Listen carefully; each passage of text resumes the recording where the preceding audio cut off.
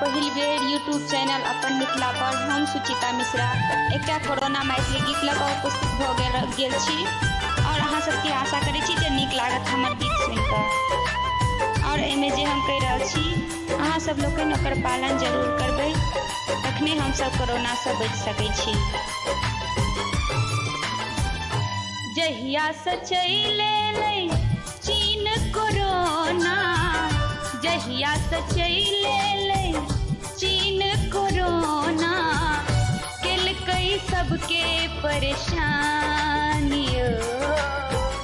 सुनियो सब कियो घरे में रहियो, सुनियो सब कियो घरे में रहियो, तखने बचत सबके प्राणियो। सुनियो सब कियो घरे में रहियो।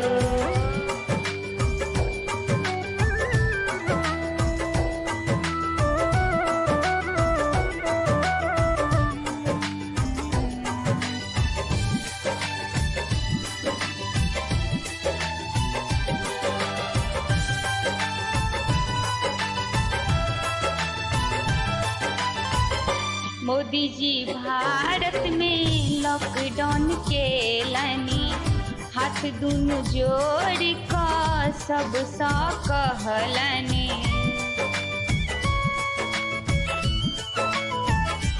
ओ मोदी जी भारत में लॉकडाउन के लानी, हाथ दुनु जोड़ कऽ सबसँ कहलनि।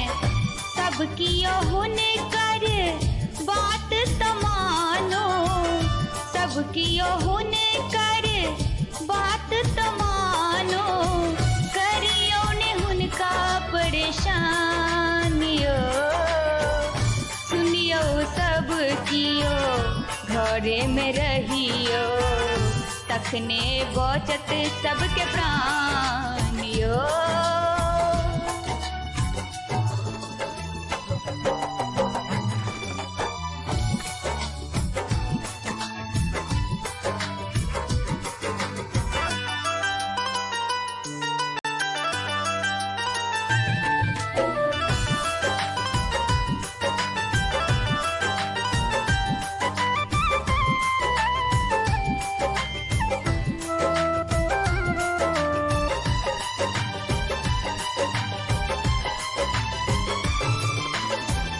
मन हुआ चीन के बम सौरा दी, बजर खसौना पर बजर खसा दी।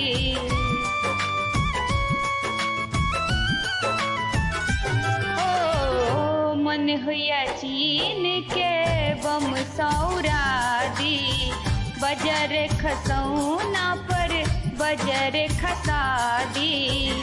कौन मुझौसाई रोग पसरलक, कौन मुझौसाई रोग पसरलक, भेलै सब क्यों परेशानियो। सुनियो सब कियो घरे में रहियो, तखने बचत सबके प्राणियो।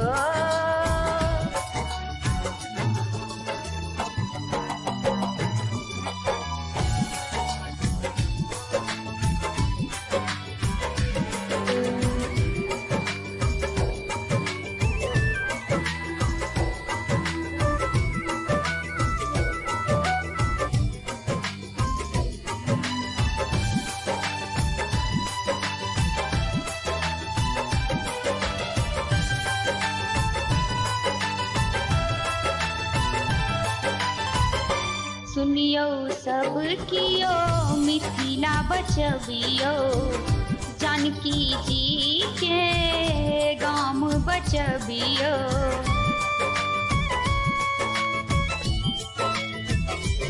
ओ सुनियो सब कियो मिथिला बचबियो, जानकी जी के गाम बचबियो। अपन भारत सबसँ महान छै, अपन भारत सबसँ महान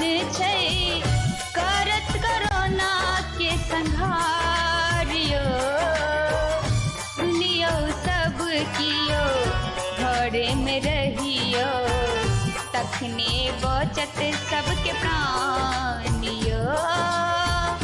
सुनियो सब कियो घरे में रहियो, तखने बचत सबके प्राणियो।